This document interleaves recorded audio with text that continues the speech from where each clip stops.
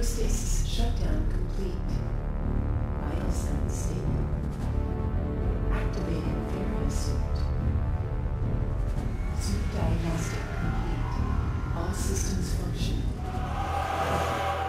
Hey everyone, it's Matt from IGN Wii, and I'm here with Bose. Hey, what's up, guys? We're doing a dual video review. It's the first time we've ever done this, but we both love Metroid. We both played through the game, and we thought we'd give you both of our opinions. Yeah, exactly. Let's get right into it. Before we go any further, you should know there are spoilers in this video review, so watch at your own risk. Corruption's the third game in the Metroid Prime trilogy, and in many ways it's the best of the three, don't you think? Oh, yeah, absolutely. I mean, the design, just from a mechanical and a visual standpoint, is much better than the other two games overall. I think this is the definitive version. I have to agree. Yeah. If you're a Nintendo fan, you obviously know about the Metroid Prime series. It goes all the way back to the original Metroid games, except now they've been reinvented in 3D with a first-person perspective. In Corruption, you once more play as famous bounty hunter Samus Aran. This time, though, you're battling both Dark Samus and there's going to be some twists along the way.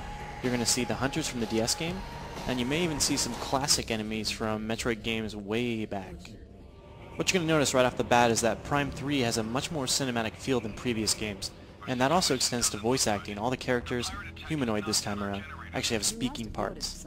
It's funny because we often complain Zelda didn't have any voice roles, but you know, Retro really did it right. Samus doesn't talk, everybody else does, and it actually works really well. Yeah, and dare I say it actually has more of a Halo feel almost, because it's very epic.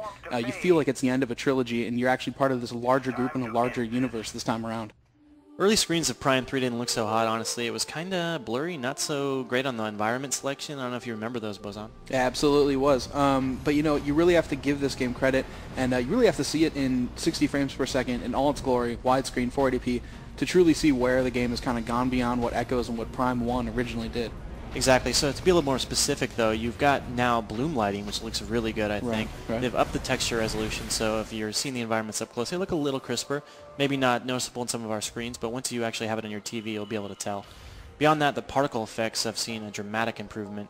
Character models look a little better, and animation all around is looking pretty spot on. Yeah, and it's interesting when you look back and you think about what you saw when you played Prime or when you played Echoes.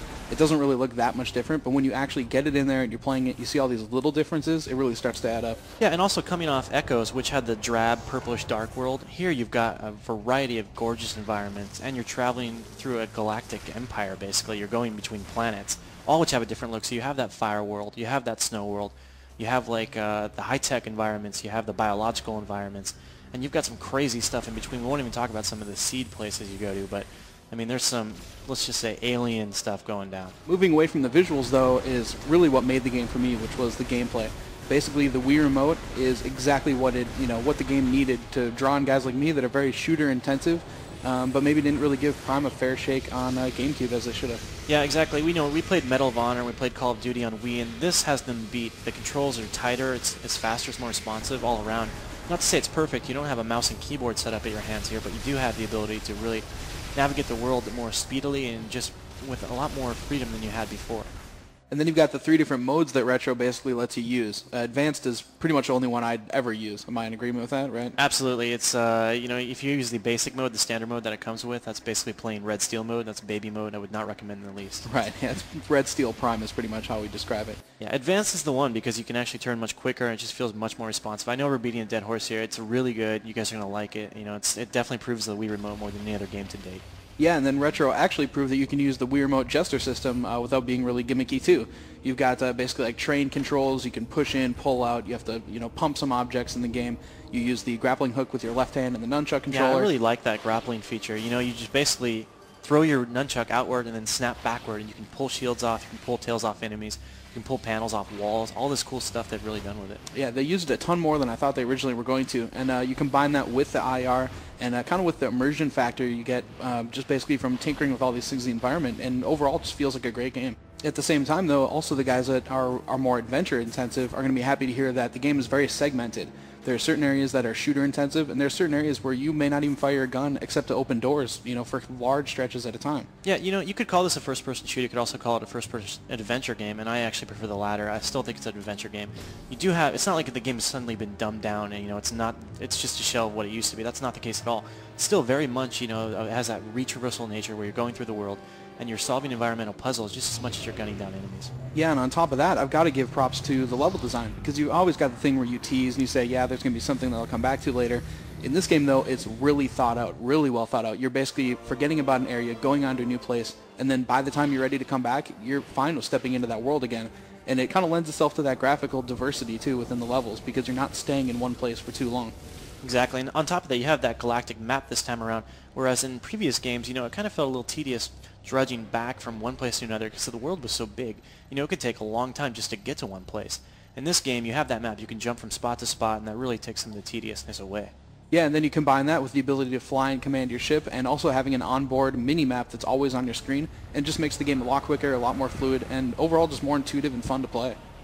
I think you can probably tell by now that we really like Metroid Prime 3. We're going to give you a few examples, though, some specifics as to why we like it, or maybe dislike it a little. And I'm going to start it off by talking about the way the game begins. Samus actually starts out with all of her weapons and doesn't lose anything, and this is the first in the Prime series. You don't have to go back and find all these weapons that you somehow lost. This time she starts out as a badass and she continues on. She picks up new weapons right off the bat and just goes from there. Yeah, huge plus for me. I mean, finally we don't have to sit around and wait for a double jump. We don't have to wait for missiles. We don't have to find our charge shot. You feel like the badass when you start the game, which makes sense because you just finished Echoes. Exactly. So moving on, we're going to talk about one that is kind of a downside, which would be loading times. Basically, they've hid them really well. You can shoot doors, and the game basically loads before it opens it. Or, you know, there are other times when the ship is flying in, and you see a cinematic, but it's actually disguised loading time with repeats. Right. I actually like the cinematics. Of course, yeah. They're done really well. You see, the cinematic side is great. The part that isn't so great is sometimes you'll shoot a door and you'll stand there and wait for like upwards of 5 or 6 seconds before the door even opens. I think there's been a time or two where I've waited upward of 10 seconds. Yeah. And it happens especially on this one space station. On the flip side, though, you've also got the corruption mode. Specifically, my favorite is the hyper mode in the game.